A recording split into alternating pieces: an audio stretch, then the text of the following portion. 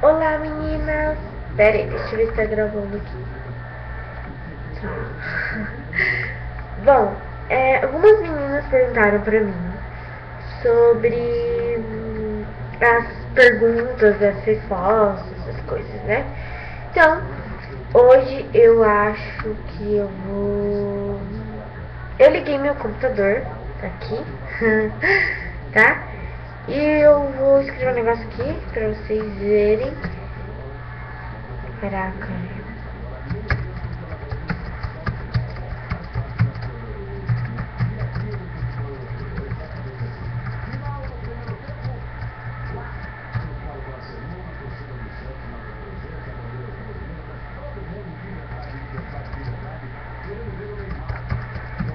Bom, então, algumas meninas perguntaram pra mim sobre qual é a marca do meu notebook. Deixa eu ver aqui. Vou desligar ele aqui porque eu tô usando o meu notebook e ainda tô usando o computador, tá? É marca positivo, gente, tá? E também é positivo NEC, tá?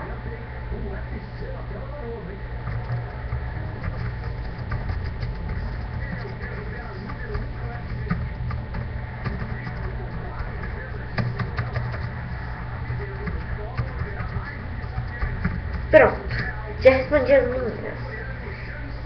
Então é isso, gente. Espero que tenham gostado do vídeo.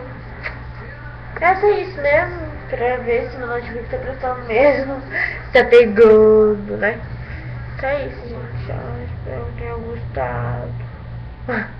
Então é isso, gente. Depois eu gravo um vídeo mostrando meu quarto. Só que tá uma bagunça, por isso que eu não vou mostrar hoje, tá?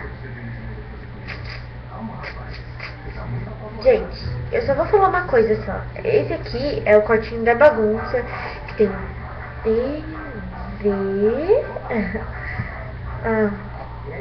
Bastante coisa, né, gente? Com o negócio de TV. Tchau, gente. Tá isso. Um beijo. Tchau, tchau.